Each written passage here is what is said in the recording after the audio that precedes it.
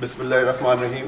ناظرین، اس وقت ہمارے ساتھ عالم اسلام کی اور خاص طور پہ جنوبی ایشیا جتنے بھی مسلمان ہمارے دنیا میں بستے ہیں ان کی انتہائی معزز اور ہر دل عزیز شخصیت معروف عالم دین جناب ڈاکٹر ذاکر نائک ہمارے ساتھ موجود ہیں، جو جاپان کے دورے پر آئے ہیں۔ تو ہم ان سے بات کرتے ہیں اور ان سے دنیا بھر کے مسلمانوں کے حوالے سے اور ان کے دورے جاپان کے حوالے سے کچھ بات چیت کرتے ہیں۔ السلام علیکم سر۔ وعلیکم السلام ورحمۃ اللہ وبرکاتہ۔ ڈاکٹر صاحب، آپ سب سے پہلے تو آپ سے یہ پوچھنا چاہتا ہوں کہ دنیا بھر کی طرح پاکستان میں بھی آپ کے کروڑوں چاہنے والے ہیں، تو ان سے ملاقات کے لیے آپ کب پاکستان آئیں گے؟ الحمدللہ رب شریف صدی امری وحلل عقدۃ من یفقهوا قولی۔ پاکستانی الحمدللہ دنیا میں سارے ملکوں میں بسے، تو میں ہزاروں پاکستانی کو ملتا ہوں، چاہے میں دبئی جاتا ہوں، سعودی جاتا ہوں، جاپان میں بھی ماشاءاللہ۔ اور میں پاکستان ایک بار آیا تھا 1991 میں، ایک بار جب میں تقریر نہیں کرتا تھا۔ ابھی الحمدللہ حالات اگر اچھے ہوئے انڈیا پاکستان کی تو ضرور انشاءاللہ تشریف آؤگا۔ تو پاکستانی جو آپ سے محبت کرتے ہیں، پاکستان میں آپ کو دیکھتے ہیں، دنیا بھر میں آپ جہاں جاتے ہیں آپ کا استقبال کرتے ہیں، آپ کی تقریر سننے کے لیے آتے ہیں، لیکچر سنتے ہیں، تو ان کے لیے کوئی میسج آپ دینا چاہیں گے؟ الحمدللہ چاہے پاکستانوں کا ایک مسلمان ہو دنیا میں، میں یہ کہنا چاہتا ہوں کہ دنیا میں سب سے بہترین کتاب ہے قرآن۔ تو میں چاہتا ہوں کہ ہر مسلمان اور ہر غیر مسلمان قرآن کو ترجمے کے ساتھ پڑھے اور اس کے معنی کے اوپر عمل کرے۔ اچھا ڈاکٹر صاحب، ایک بات میں نے دیکھی جو ہمارے بھارت کے اندر پاکستان سے زیادہ تعداد میں مسلمان آباد ہیں، جیسے 20 کروڑ ہم کہتے ہیں، پاکستان میں تو ہم سمجھتے ہیں کہ 25 سے 30 کروڑ آبادی مسلمانوں کی بھارت میں بھی ہے۔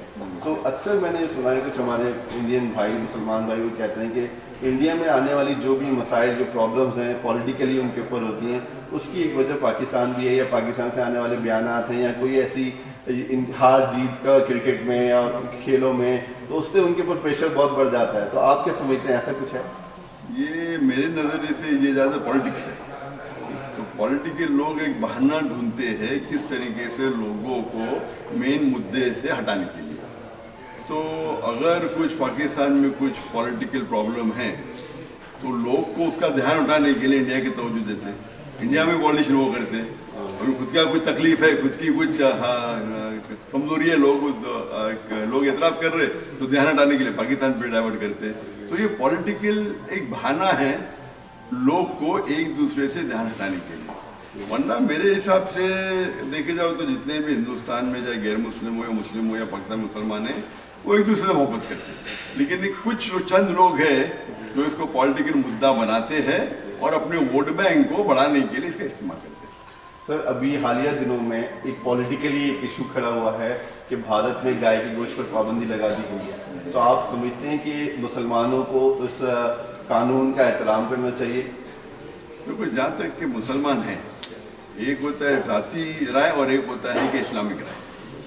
جہاں تک کہ اسلامک شریعت یہ کہتی ہے کہ جو بھی ملک میں آپ رہ رہے ہیں اس ملک کے قانون کی پابندی کرو، انلیس وہ ملک کا قانون اللہ اور اللہ کے رسول کے قانون کے خلاف ہے۔ جب تک وہ ملک کا قانون اللہ اور اللہ کے رسول کے قانون کے خلاف نہیں جاتا ہے، ہمیں اس کی پابندی کرنا چاہیے۔ میں نے کہہ سکتا ہوں کہ ٹرین کی ٹکٹ بہت مہنگی ہے، اس لیے میں ٹرین کی ٹکٹ نہیں لوں گا، کیونکہ یہ اسلام کے اندر حرام ہے۔ مثال کے طور پہ اگر کوئی ملک پابندی لگاتا ہے کہ نماز مت پڑھو، نماز پڑھنا اسلام میں فرض ہے، تو یہ آپ قانون مت مانیں۔ لیکن گائے کا گوشت کھانا اسلام میں فرض نہیں ہے، تو اگر کوئی پابندی لگاتا ہے تو ہمیں قانون کا احترام کرنا چاہیے۔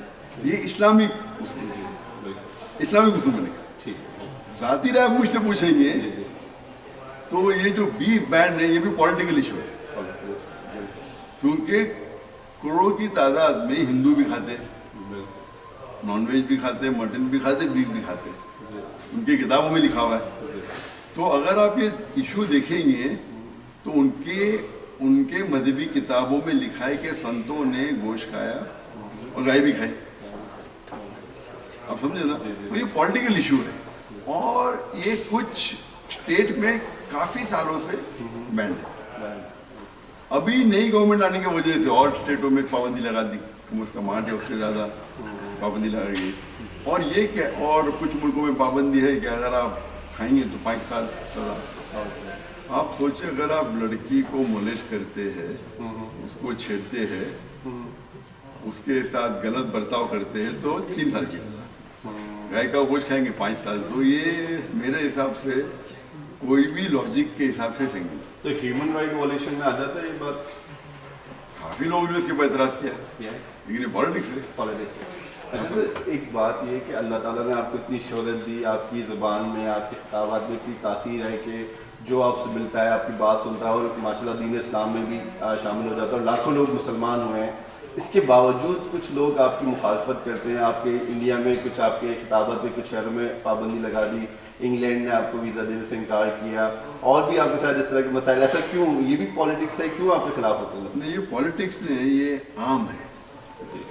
आम तौर पे जो भी इंसान मशहूर है, चाहे वो अच्छा काम करे या बुरा काम करे, उसके मुखालिफत होना ही चाहिए। कोई भी आदमी मशहूर है। और सबसे बेहतरीन मिसाल है कि दुनिया में सबसे बेहतरीन इंसान जो आज तक रह चुका है वो है मोहम्मद सल्लल्लाहु अलैहि वसल्लम, सारी दुनिया में।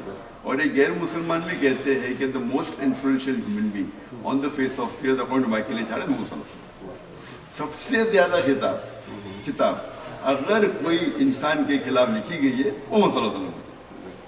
आप समझे? मोहम्मद सल्लल्लाहु अलैहि वसल्लम के चाहने वाले, मानने वाले मुसलमान तकरीबन 2 बिलियन होंगे। कुछ गैर मुसलमान नहीं मानते, लेकिन 2 बिलियन से ज्यादा लोग उनके खिलाफ हैं। उसी तरीके से कोई भी इंसान पॉपुलर, अच्छा काम करे बुरा काम करे, उसके लोग खिलाफ होने चाहिए। और कुरान की आयत है सूरह फुरकान में, सूरह नंबर 25 आयत नंबर 30 में, हर पैगंबर के पीछे हमने दुश्मन रखे और मोहम्मद सल्लल्लाहु अलैहि वसल्लम के आखिरी पैगंबर, उनके खिलाफ दुश्मन होना ही चाहिए ताकि हम तक। इसीलिए मैं कहता हूँ कि जो लोग मोहम्मद सल्लल्लाहु अलैहि वसल्लम की क्रिटिक है, मिसाल के तौर पर अरुण शूरी, ये कुरान को सही साबित कर रहे हैं। अगर मोहम्मद सल्लल्लाहु अलैहि वसल्लम के दुश्मन मिट जाएंगे तो कुरान गलत साबित होगा। तो मैं कहता हूँ कि जितने मोहम्मद सल्लल्लाहु अलैहि वसल्लम के दुश्मन है, 2 साल तक अपना मुंह बंद रखो और कुरान गलत साबित हो जाएंगे, जो कोई मुमकिन ही नहीं। तो अरुण शूरी जैसे लोग कुरान को सही साबित कर रहे हैं।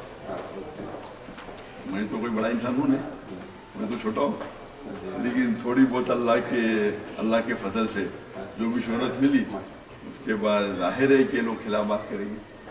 और मेरा मेन मिशन है लाइफ का, पीस इन एवरी होम, इस्लाम हर घर में पहुँचना चाहिए। और अल्लाह के रसूल है कि अल्लाह के रसूल कहते हैं कि इंशाअल्लाह एक दिन इस्लाम हर घर में पहुँचेगा। मैं अल्लाह से दुआ करता हूँ कि मुझे और पीस टीवी के ज़रिए इस्लाम को हर घर में पहुँचाए। और मेरा एक मिशन है कि मुसलमान को जोड़ना।